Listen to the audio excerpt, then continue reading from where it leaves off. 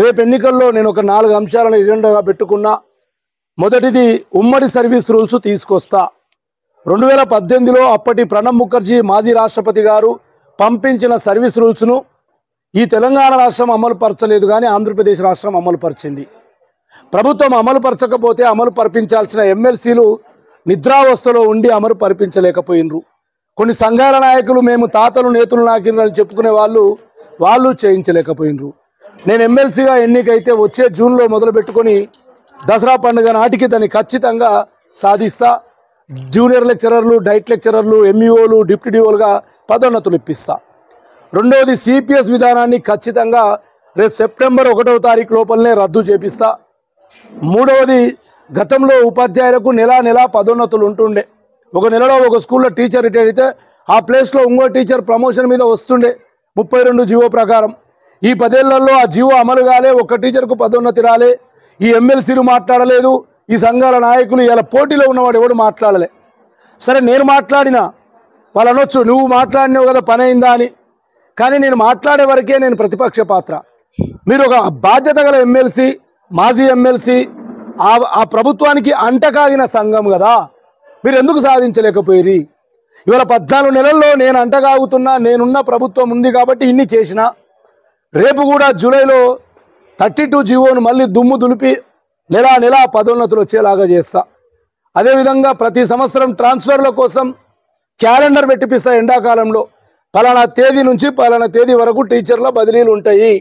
Rules ఉండని 2 years minimum service, 8 years maximum service. వీటితో పాటు ఎయిడెడ్ స్కూళ్లను మెర్జ్ చేయించడం, గురుకులాల్లో మోడల్ స్కూళ్ళల్లో హెల్త్ కార్డ్స్, 010 బడ్జెట్, హాస్టల్ వార్డెన్ల రిక్రూట్మెంటు, వాళ్ళ పాఠశాలల సమయం 8 గంటలకు అయింది, దాన్ని 9:15కు మార్పిస్తా వచ్చే విద్యా సంవత్సరం. వాళ్ళకు కూడా జేఎల్ ప్రిన్సిపల్స్కు గజిటెడ్ హోదా ఇప్పించి సిపిఎస్ రద్దు వాళ్ళకు కూడా అప్లికేబుల్ అయ్యేటట్టు చేస్తా. ఒక ఎజెండాతో ముందుకోతున్నా. నేను ఇవాళ ఎన్నికల్లో నిలబడ్డానికి ఎజెండా పెట్టలే. నా నిత్య పోరాటమే ఒక ఎజెండా. 15 ఏళ్ళుగా నా నిత్య పోరాటమే ఒక ఎజెండా. దేన్ని సాధించాలని 10 ఏళ్ళుగా టీఆర్ఎస్ నిలదీశానో అదే నా ఎజెండా. అది నా టీచర్లకు ఒక్కరొక్కరికి క్షుణ్ణంగా తెలుసు. అయినా ఇవాళ ఎలక్షన్లో ఒక ఎజెండా చెప్పాలి కాబట్టి స్పెసిఫిక్గా చెప్తూ ముందుకోతున్నా. ఖమ్మం, నల్గొండ, వరంగల్ జిల్లాల్లో చాలా ఆదరణ లభిస్తుంది. ఖమ్మంలో నేను తిరుగుతుంటే ఎంత నిబద్ధత గల ఉపాధ్యాయులంటే అసలు ఖమ్మం నీరే అటువంటిది అనుకుంటా. ఇచ్చిన మాట తప్పడం లేదు. 3 నెలల కిందట నన్ను నిలబడ్డమన్న వాళ్ళు ఇవాళటికి కూడా పొల్లు పోకుండా పనిచేస్తూ ఇంకో 10 మందిని జమ చేస్తూ నా కోసం పనిచేస్తుండ్రు. ఖమ్మం జిల్లా ఎంత క్రమశిక్షణ కలిగిన వ్యక్తులు అంటే ఆ వ్యక్తుల కోసం ఇచ్చిన మాటను తప్పకుండా నేను కూడా అందరికీ అందుబాటులో ఉంటా. నా నిబద్ధత ఈ జిల్లా కాదు రాష్ట్ర ఉపాధ్యాయులకే తెలుసు. నా పనితీరు వాళ్ళకి తెలుసు. నేను సాదా సీదాగా కలిసిపోయే వ్యక్తిని. ఎవరు సెక్రటరేట్కి వచ్చినా, ఎవరు డైరెక్టరేట్కి వచ్చినా, ఎవరు మంత్రి దగ్గరకు వచ్చినా చెయ్యి పట్టుకొని పోయి నేను పని చేయిస్తా. ఇవాళ నామినేషన్ వేసిండ్రు నా సోదరుడు నాగరాజు, మరో సోదరుడు కోటిరెడ్డి. ఈయన ప్రైవేట్ స్కూల్లో ఫిజికల్ డైరెక్టరు, ఈయన ప్రజా సంక్షేమ పార్టీకి రాష్ట్ర అధ్యక్షులుగా ఉండి నిరుద్యోగుల కోసం యూనివర్సిటీ నుంచి పోరాడుతున్నటువంటి సోదరుడు. నిన్న నాకు విడ్రాల్ టైం అప్పుడు చేసిండ్రు. హర్షన్న, మరి నీకోసం మేము విడ్రా కావాలనుకున్నాం, నీ పోరాట పటిమ తెలుసుకున్నాం, టీచర్లలో నీకున్నటువంటి ఆదరణ తెలుసుకున్నాం, గెలిచే వ్యక్తి నువ్వు, మరి నీకు 10 ఓట్లో 20 ఓట్లో మా వల్ల తక్కువై నువ్వు నష్టపోతే ఉపాధ్యాయ లోకానికి విద్యారంగానికి నష్టం జరుగుతుంది, మరి మేము డ్రాప్ అవుతామంటే మంచిది సోదరులారా, మీ ఆశయాన్ని నేను కూడా కొనసాగిస్తా. మీతో పాటు నేను తిరిగే ప్రతి నడవడిలో మిమ్మల్ని కలుపుకొని పోతా అని చెప్పిన. ఎంత కష్టమైన హుజూర్ నగర్, కోదాడ నుంచి ఇవాళ ఇక్కడ కల్లూరు, ఖమ్మం జిల్లాకు వచ్చి నన్ను అడిగినరు ఎప్పుడు హైదరాబాద్ వస్తావు, ఎప్పుడు నల్గొండకు వస్తావు అని.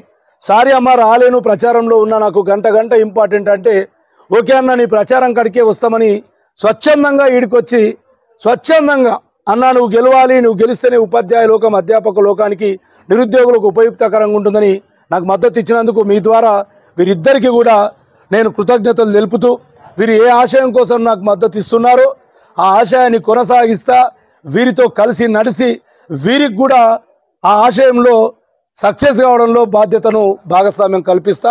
Thank you one and all. మొదటి ప్రాధాన్యత ఓటేయండి. నా సీరియల్ నెంబరు 7వ నంబరు గాల్రెడ్డి హర్షవర్ధన్ రెడ్డి. ప్రతి టీచర్ మొదటి ప్రాధాన్యత ఓటేసి అందరినీ నేను తిరగలేను 26,000 మందిని. కాబట్టి మీరే బాధ్యత తీసుకొని కుటుంబంలో, మిత్రులలో, బంధువుల్లో ఉంటే కూడా హర్షవర్ధన్కు ఒకసారి ఓటేద్దాం. ఇంతకుముందు 2 సార్లు ఒక్కొక్క సంఘానికి వేసినాం, ఫలితం శూన్యం. హర్షవర్ధన్ ఏమీ లేకుండా చాలా పనులు చేసిండని ఓటర్లుగా మీరందరూ కూడా నా కోసం ఓట్లు వేయించాలని కోరుతూ సెలవు.